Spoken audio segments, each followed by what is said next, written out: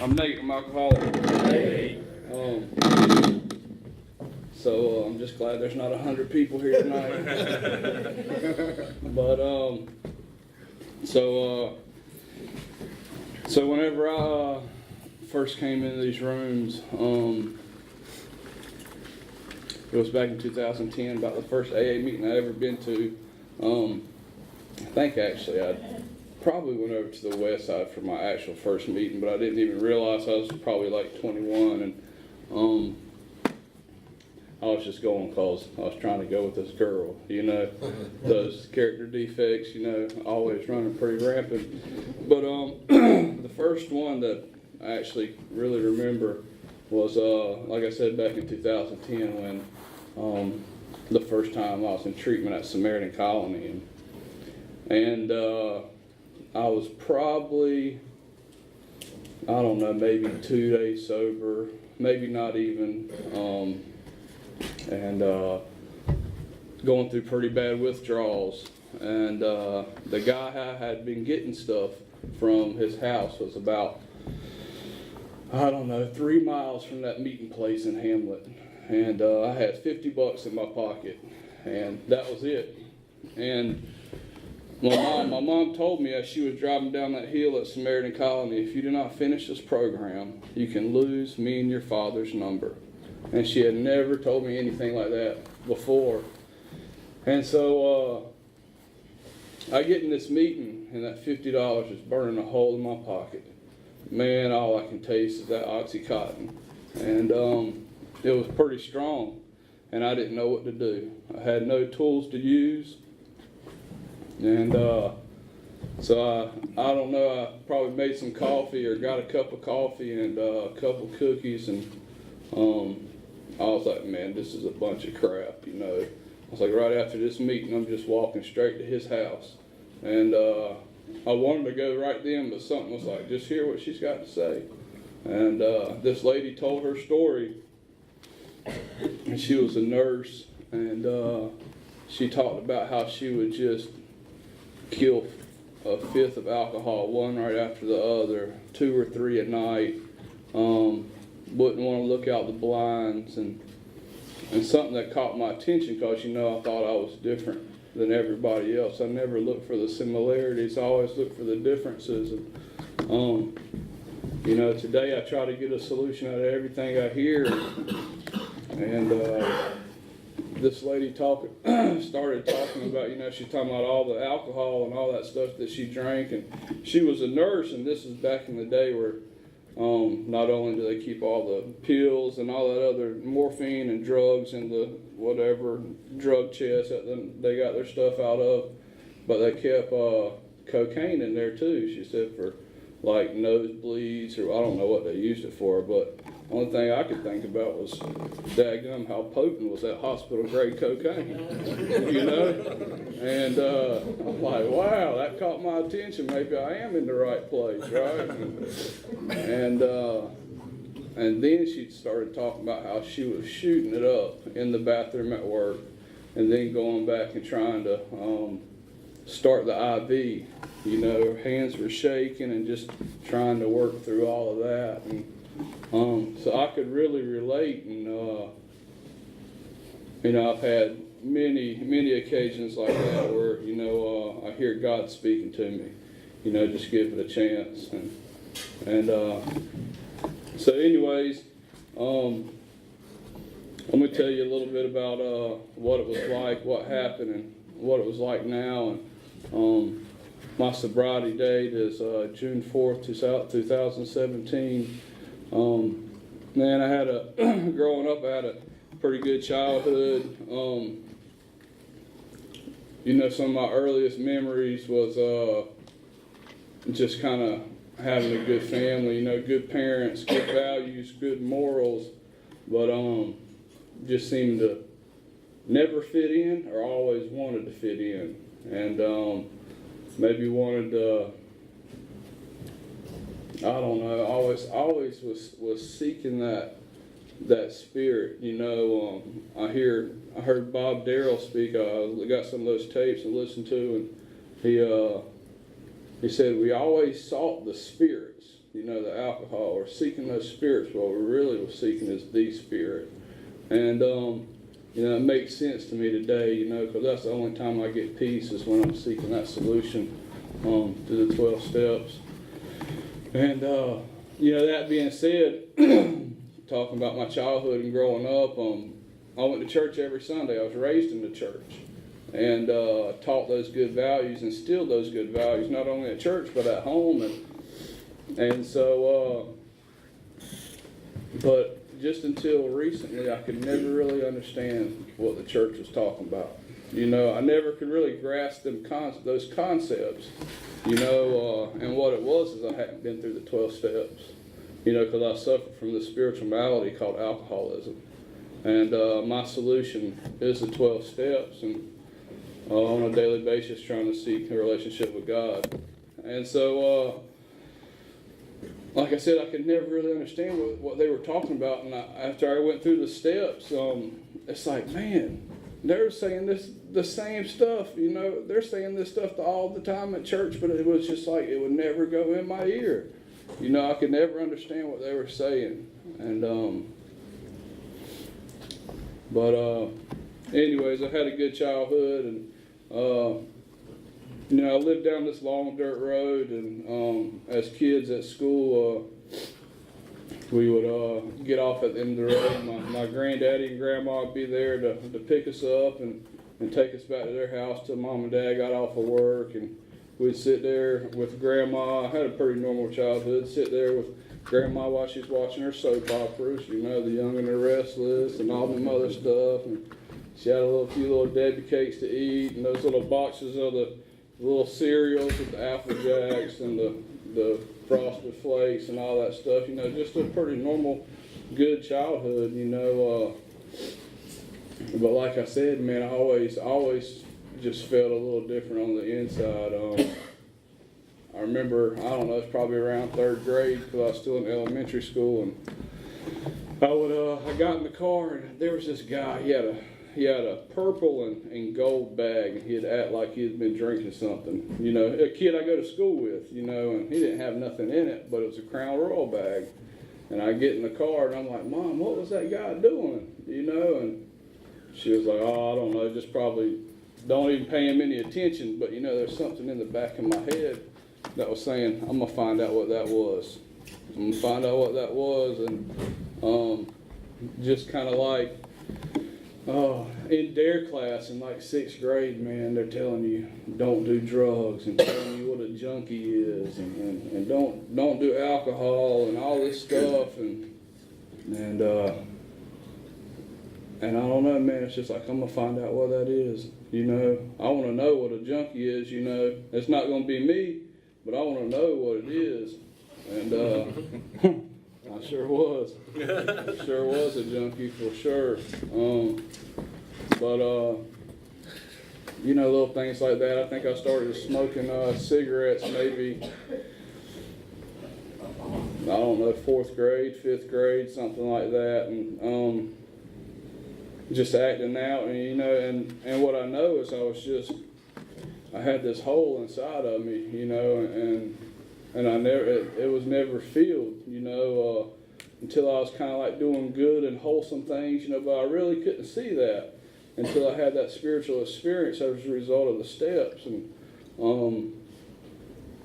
until I was doing like good and wholesome things, that hole was never filled, with the family, maybe a birthday party where, it was just kind of good vibes going on, or at church, or just like being of service, trying to help somebody, do some yard work, visiting the sick, something like that.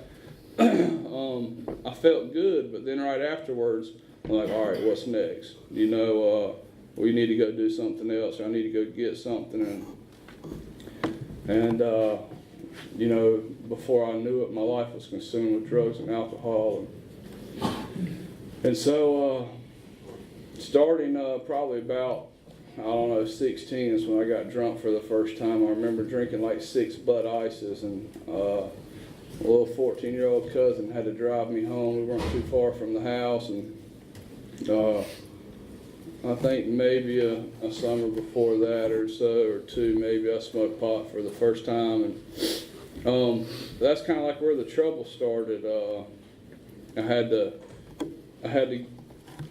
get a federal background check to get my barber license, and man, the thing was like that thick, 3-time convicted felon, been in and out of jail, prison, institutions, dark cherry, I mean, just all kinds of crazy stuff, and county more times than I can think, and man, all those times, it's just thinking like, man, what the torture that I was putting my parents through, Just this morning, I'm just trying to, my son, he's 12 years old, his name's Alex, and he's wanting to play this PlayStation all the time. And so I'm like, dude, just ride with me, go get some lunch, some breakfast, we'll be back in a couple of hours. Had to do a couple of errands, and just giving me an attitude, and I'm like, dude, I'll even give you $10, just ride with me. I don't want that, I want 100. I'm like, I want to be like, F you, But I kept it pretty cool. I did unplug his cord from the wall. I said, that's how you make me feel. But he was pretty pissed, and I kind of was trying not to get upset. And anyways, after I called his mama, he finally come out the door, and I still love him. You know what I mean? I love him unconditionally, and I started thinking, man, I was like, dang, that's how my Heavenly Father loves me. No matter how much mistakes I make, or how much crap I give him, or how many times I say I'm not going to do something, he still loves me, and that's just pretty awesome to know. Like my dad, shoot, man, they gave me more chances than I can remember, and that's my earthly father. He and my dad loves me unconditionally. My parents love me unconditionally, and I can only imagine how much love my Heavenly Father has for me. And that's the God of my understanding today.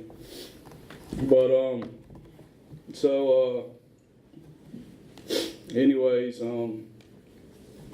about 18 is when the trouble started. I guess it was already there, but I was acting out and called a first charge, and just from then on, I think I was on probation for probably about 15 years, like I said, in and out of prison and stuff like that. And so, anyways, I had to go to Impact, which was like a little 90-day boot camp thing when I was 18. And, man, I had this one guy, I went over to his house, probably not too far. I always trying to be a good kid, I always try to be a good person.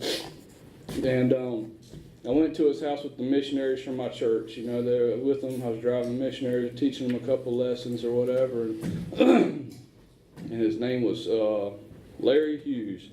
And I didn't know he worked there, and I didn't know I was going there. I didn't know I was going to Impact at that time, but I wasn't following any of the stipulations of probation. And a couple months later, maybe 6 months, maybe a year, I don't know, it wasn't too short, he still remembered me. And so I was there for 90 days, and it was a boot camp. They made you do push-ups. The first 2 weeks I was there, they called it a woodpecker site. And you took an axe and bush axes, and you're chopping down trees about that big the whole day. And so every time that man, we'd get up real early and work out, do push-up stuff. Every time that man, he would walk by, he'd be like, "Kirk, drop." And I just have to drop and do push-ups, It just, like, dang, why'd I have to know that guy, And he did. I think it was the third day I was there, he got in my face and said, "Do you remember me?" And I barely did. He said, "I'm going to give you hell the whole time you're here." And he ended up being a pretty good dude and, had a good relationship. But so then, I don't know, a little while longer, I still wasn't trying to follow any directions. And pretty bad off in the drug scene, partying scene, all that by then. And I don't know, I might have been a little over 21, 22, and went to Dark Cherry, and Dark Cherry, I think they had maybe kind of an AA meeting. They might have had somebody, a couple people from the outside, like we do here, go and carry a message or something like that. But I just couldn't hear anything they were saying, or just didn't want to hear it, And I don't know, man. Reading those readings, how it works and all that stuff, and I'm just sitting there thinking, like the first time I was in treatment, like wanting something different, and so like those how it works and those readings really bring back a lot of memories, because I'm trying to listen and get this thing, where it's like there's got to be something. I envision, the front half of this room where I'm sitting over there, and then Frank's laughing, and everybody over there's got a smile on their face, and I'm just, I don't know, it's like I want that, but I didn't know how to get it then. And what I know now is I wasn't taking any action. And so anyways, I was in Dark Cherry, and they're telling me that I can't, I think I know everything. And, the reason I got there is because I was failing piss tests. And so anyways, I'm like, okay, well, I just won't do the cocaine anymore, right? They sell alcohol in the store. It's legal, I mean, they can't tell me, you're not supposed to drink when you're on probation anyways, but it's legal. They don't test you for that. And then marijuana grows naturally out the ground. Just like really like rationalizing, like, thinking that I understand this thing, and just like, oh, that's not going to hurt me. And I just wasn't, I don't know, man, I guess I just wasn't ready. But that was my concept on things. It's like when I get off probation, I'm just going to smoke a little bit. I'm just going to drink a little bit. But I had no idea about, the doctor's opinion about this allergy and this phenomenon of craving. And whenever I put something in my body, it creates an allergic reaction that produces the phenomenon of craving, and I can't stop. And that's me. And that book is, I'm in that book, and maybe not word for word or situation for situation, but I'm in that book. That's why I know this is my solution. So I get out of Dark Cherry, and it's 90 days there too, and I get out of there, and so I had to go immediately on house arrest. And but I get like 1 week because they didn't have a bracelet in a box ready. And so I'm going to these parties, I'm trying to get these phone numbers again, so I can make a little money when I'm on house arrest, since I can't go anywhere. And, I got to have a couple females come and visit me, and, stuff like that. And I did. I got all those things taken care of, But at the same time, I didn't realize that, I'm staying at my parents' house. I didn't have a place, never had a place until I worked these steps and, try to seek God on a daily basis. Everything I have is from Alcoholics Anonymous and working the 12 steps for sure. But, so I get put on house arrest. And, man, just some of the craziest stuff. I said I wasn't ever going to do cocaine again, right?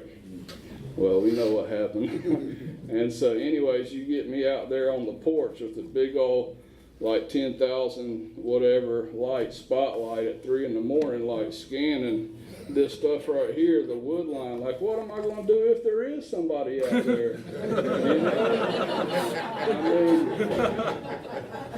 I'm going to run back inside or something. I'm scared to death of everything. And I didn't know that then, but I know that now. Boy, I'm fearful. I got to pray that fear away. But yeah, I'm a convicted felon with a pistol in my waistband, a big old spotlight, and I'm smoking Newports, and my parents don't smoke, and all the smoke's going in there, and I'm waking them up at 3 or 4 o'clock in the morning, just torturing them with my sisters there. What kind of example am I setting, And today, I can look back and I can see those things, where I hear people speak, and hey man, our kids just want to be like us, and so So my son, what brings me to this is, I'm rolling these blunts up, and my son's trying to touch that marijuana while I'm rolling the stuff up. Man, what was I teaching him to be? Just like me, and he probably would have, hey, but today I know that I get a chance to stop that process, and I get to teach him to be a man of God, and he prays today, and you remember when we were riding to do those errands this morning, we were both a little aggravated. I said, "Do you want to say a prayer?" He was like, "No," and I just kind of stayed quiet, because I'm trying to keep the peace, and all of a sudden, all right, I'll pray. And like wow, man, and that's the result of the program, Alcoholics Anonymous. But so I get out of, I'm still there at the house, just out of Dark Cherry Fresh on house arrest, and eventually, great ideas. All right, I'm gonna go on the run, and I'm gonna cut this house arrest bracelet off. I'm gonna leave the phone off the hook. Because you'll get charged extra money. If you take and steal, throw it in the pond or something like that, they'll charge you more money. So I don't want to get charged any money, so I'm just going to cut it off and go on the run and take these people's money and like it's going to last $2,500. It's going to last for a long time, 4 days. 4 days it was gone. And so then I'm, coming back up here on the run, don't have a place to stay, and man, just another torture situation. My mom and dad, what are they thinking? You know what I mean? They haven't heard from their son. They don't know where I'm at. I end up just begging them for like $6 so I can get some double cheeseburgers. And I was talking to somebody about this other night, just kind of thinking on back how it was, because it was terrible. I just never want to go back to that again. But I knew a little bit by then. I knew if she had gave me that $6, I would have either probably got some alcohol or some weed. So I said, "Don't give me the money, just buy me the cheeseburgers," because I was that hungry, on the run. Didn't have nothing, didn't have hardly a place to stay, sleeping on friends' couches, and those friends were running out. And try to fast forward a little bit because I'm trying to get to the solution, but I got caught. I went to prison. Same thing in prison, man. My mom's sending me money in there, and I'm saving that money. I quit smoking so I can save money, so I'd have enough money to re-up when I got out, and I did. And it just was the same stuff over and over again, man. Torturing the loved ones and everything, and then it started getting pretty bad. Had some dental work done, and they gave me like the lower sets and stuff, and that's when I found out. Because I was tired of being so paranoid doing that other stuff, looking out the blinds and running up and down these stairs, and because I got to check every window. You know what I mean? Every window I got to check because there's something out there. And I even got where I could just turn the blind so I wouldn't have to touch it. I just turn it a little bit so I could just look and make it quicker when I made that loop around the house. And that's terrible. But and so anyways, the dentist prescribed me that stuff, and that was what I was looking for, man, because I didn't want to do that other stuff anymore, but I needed something to fill that hole. And so then, it went to stuff, stronger opiates, and went to shooting opiates, and just a lot of torture, and stealing, and all that stuff. And I remember one time, me and this other guy, we were riding up to Raleigh to get some pills, and I was already pretty messed up, and I'm trying to think if it was that time. I don't know. One time I nodded out and was like riding alongside the guardrail, like the car and guardrail was, riding together. Woke up, anyways. But this time, the guy literally drove all the way from Bass to Raleigh with the car on cruise control because I was asleep. And he's driving from the passenger seat, and it just like hit me real hard when it was time to wake up, you know, to push on the brake or something like that. And man, just craziness, and all kinds of crazy stuff. And the first time I went to Samaritan Colony, like in 2010, I stole some stuff from my mom and dad, and you know, I still want to be kind of a good person. Like I need that. You know, like I need, they're out of town, so I get a check, I go and cash it, but I need that. Like I'm going to get it, but I still don't want my mom and dad's checking account to overdraft. So I got to tell them when they get back. You know what I mean? Because I still want to be, I want to be a good person. I just don't know how to do it. And so anyways, that's when my mom driving down that hill, she said, forget me and your father's number if you don't finish this program. And so I still didn't really understand what they were trying to teach me there that first time. And but about that third week, I was listening. You know, like it opened up just a little bit. You know, I was starting to grasp it a little bit, and I was starting to like read the little meditation book, but I just didn't understand how important it was, how vital it was. You know, it's either I do this or I die. And I thought I still had a little skin in the game. And so about 9 months, a little right before 9 months, I stayed clean for about that long. And but I wasn't taking any action. You know, I'm reading through the steps with the sponsor, but I didn't take any action. And you know, I think I remember reading the daily reflections a few times. And so those 8 or 9 months, immediately after that, you know, that phenomenon of craving was very, very real. And the first thing I went back to was smoking some weed. And I remember that next day, after I relapsed,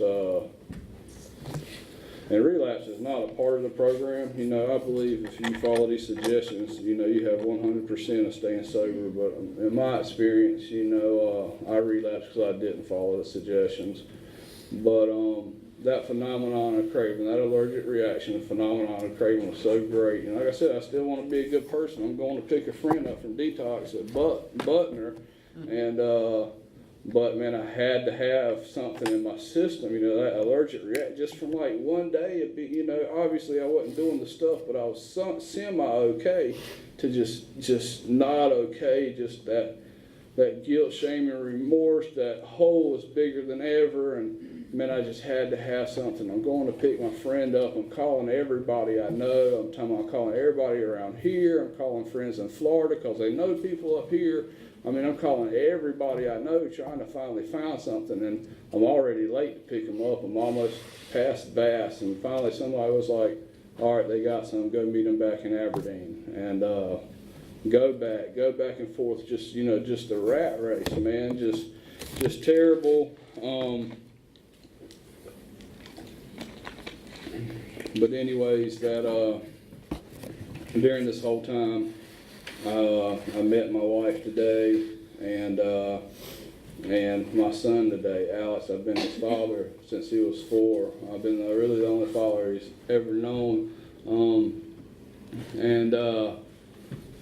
You know, man, like I said, it was the weed, and then went back to everything else. And you know, like some of those times I look back on the day being so dope sick that I don't even want to get off the couch to put some Easy Mac macaroni and cheese in the microwave for 3.5 minutes, you know, or you know, being either so dope sick or so high that, you know, I'm just like, shut your door, you know, watching cartoons or playing the Nintendo Wii, the TV's on so loud, you know, I just kind of want to zone out or something. Like, man, just shut your door, you know. He's like 5, 6, you know, all he wants is his dad to come and play with him and hang out with him.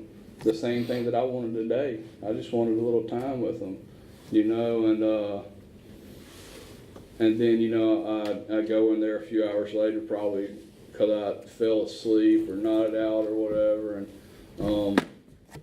you know, instead of me fixing dinner for him or whatever, he's taking these snacks out the snack drawer and fell asleep either on the floor, snack paper everywhere, Wii remote still in his hands.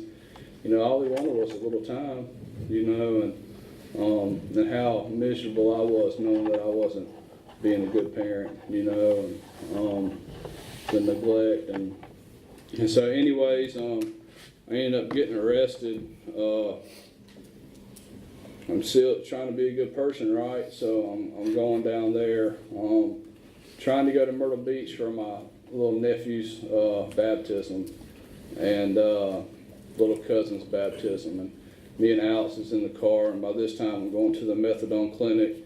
I started barber school when I was sober for those 9 months, and then I couldn't even hardly go to school because of the drugs. I was going to the methadone clinic, and I remember shooting up before I was going to school, right there on one of those exit ramps above Samaritan Colony.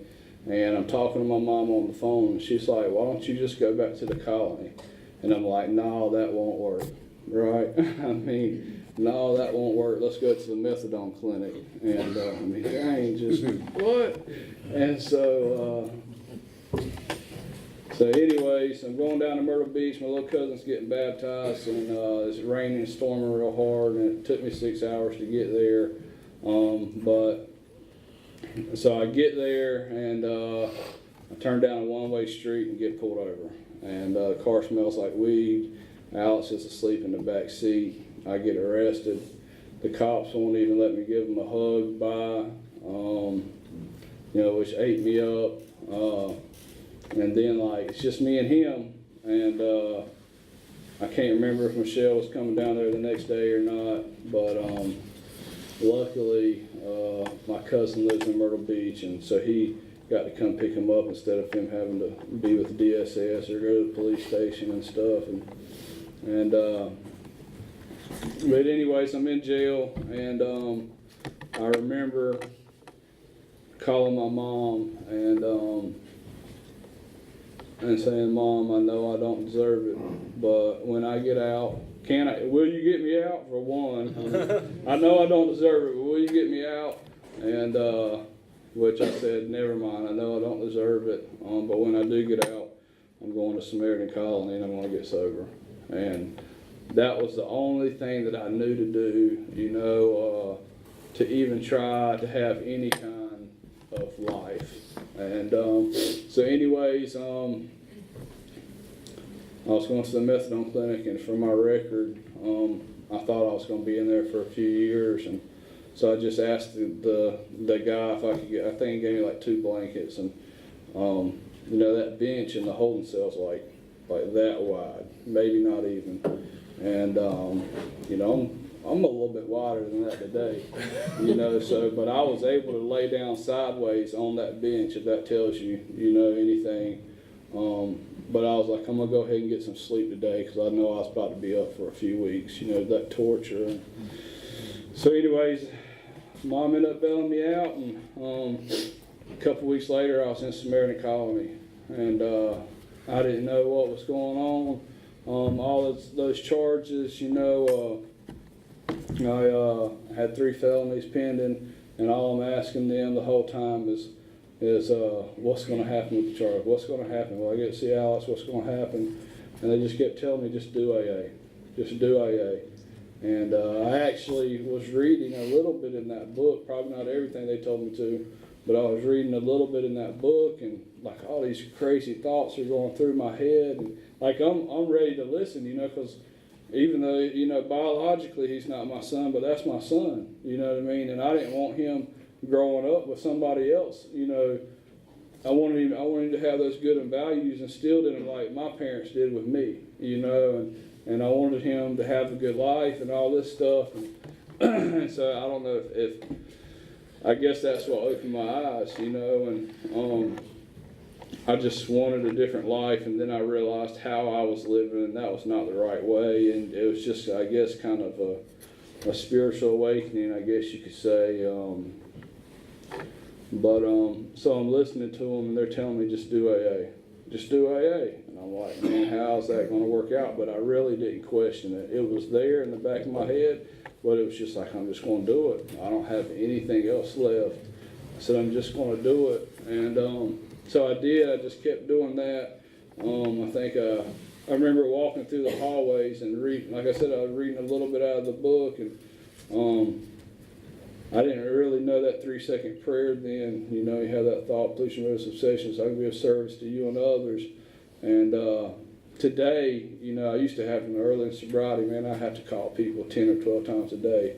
But today, after building that relationship with God, man, I say that prayer, and it's like a balloon that just floats away. You know, that light kills the darkness every time. And but I was reading a little bit in that book, and my head's just going crazy. And I remember just it says many times throughout the day, we say, "Thy will be done." Constantly remind ourselves we're no longer running the show. And I just remember walking through the hallway, "Thy will be done," because I'm like, I'll just get out of here. I'll go do AA. I'll just go to meetings, and I didn't really know what to do. I knew to go to meetings, but I didn't know what else to do. You know, but I thought I did. I remember just walking through those hallways saying, "Thy will be done. Thy will be done." You know, and what I know today is that was the start of something new. I did AA. I did like 185 meetings in 90 days. I wrote my meeting schedule down. I took drug tests, you know, for the courts. And if I'd have got put on probation, I wouldn't have been able to get my state license for barbering. And so went to court. I think some of y'all heard me say this before. My mom, we were praying in the hotel room, and she's like, bless the judge's heart and bless the DA and just soften him and let the lawyer do his job and bless him to have a good night's rest. That way he'll be sharp. And I'm like, Mom, just say thy will be done. You know, he's got our back. Just say thy will be done. And I didn't know that. That's what I learned in here.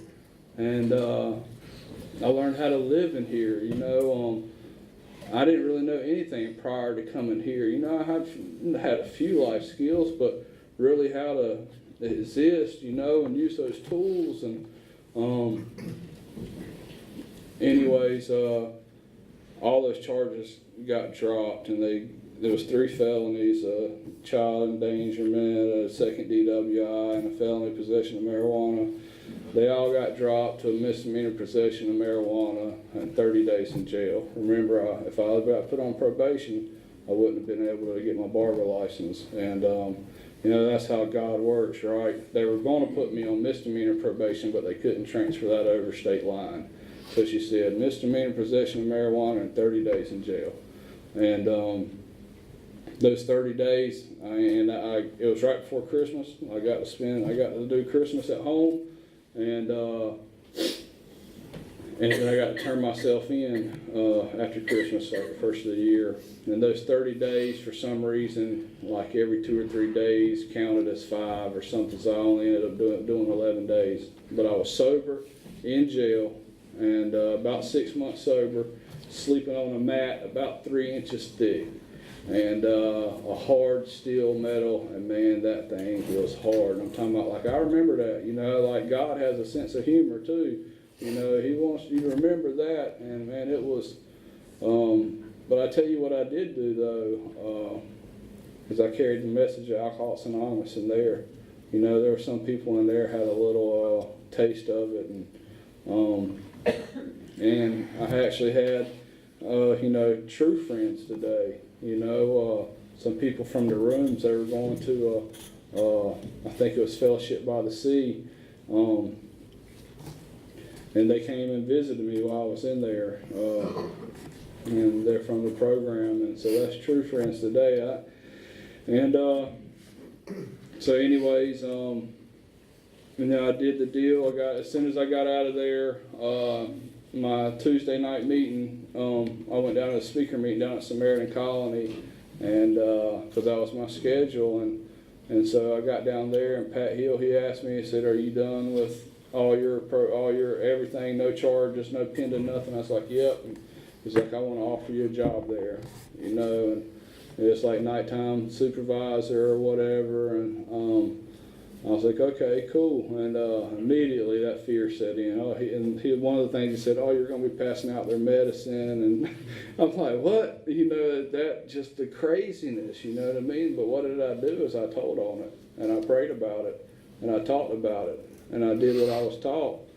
And so anyways, man, was, involved in Alcoholics Anonymous for like a good 2.5 years, like steady all the time, just doing the deal, and then life got good, good job, family, got a house, a home, just a lot of things, and I was still going to church, but I wasn't doing AA like I was supposed to, and still praying,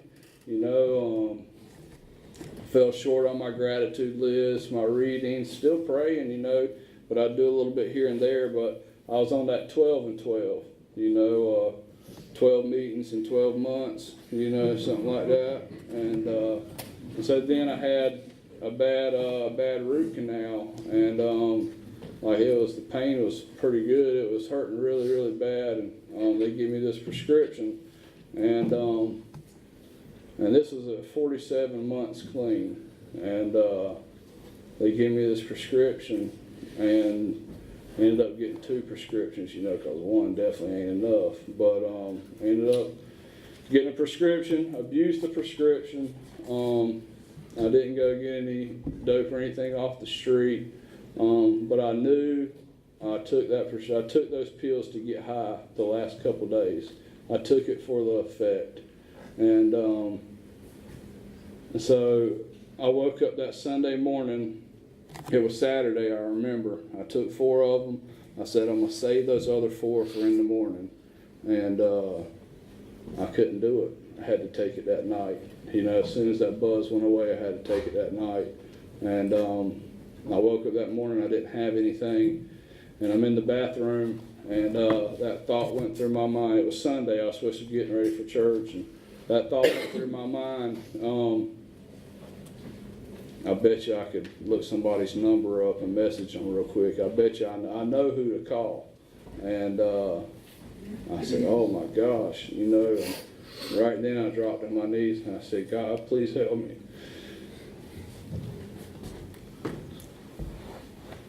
Because I know that torture, those couple of days when I was high, my son come up to me, and I say my son was the son that God's allowed me to have. He come up to me and hugged me. He don't ever come up to him and hug me. The dude's 11 years old, you know what I mean? And come up to me and hug me. And it's like, you're such a good dad. And I got a little buzz, and I see my life flash before my eyes. I see everything burned to the ground. Nothing again. Everybody's tortured. Mama's crying. Alex is probably doing something, getting crazy. Michelle's probably going to be right there with me. And I'm just going to torture and terrorize everybody again. And, man, I dropped on my knees and I said, please help me. And I don't know what else I said, but I said, please help me. I got ready and I went to church. And I was feeling some withdrawal symptoms. And, man, I swear I was okay. I might have felt a little restless, but I was okay. And I went and got honest, picked the white chip up, and coming back up almost 2 years, man. But man, things today are good. I know I got to do Alcoholics Anonymous, regardless. I believe that God wants me in here today. And everything else, as long as I do this, everything else is just a byproduct. But I know I'm not going to be any good to anything else if I don't do this. And I got to have these steps. And I'm not perfect by no means. I don't do my stuff every day, but I pray on my knees morning and night. I do my readings. I try to do my gratitude list on a regular basis. And but I'm seeking Him. I'm at 3 or 4 meetings a week, and I know if I don't do this, it's not going to be good. I can't just do, for me, I cannot just do church. I have to do Alcoholics Anonymous, and then I can do everything else. And as long as I do this, I know I'm going to be okay. I know that everything I have in life today is because of the 12 steps in a relationship with God. And so whenever we read that, we at Gnostics, my sponsor asked me to say what you always heard God was and who God is to you today. And, like what you always heard God was, a punishing, a fearful, somebody you got to watch out for. He's there only if I do the right thing. Like I can't make any mistakes. I got to be perfect, but who God is to me today, he had me write that down because in Alcoholics Anonymous we get to choose our own conception of God. And my God is a loving, caring, trustworthy, is all good and all powerful. God is not only a God, but he is my Father, my Heavenly Father, and wants me to keep striving to be like him. God is forgiving, is all love, and full of service, hope, love, and faith. God is a loving Father that wants us to seek the light because he wants us to be happy. God is a seeker of light and truth. God is my creator and creator of all. God is a loving God. There is no hate or fear in God.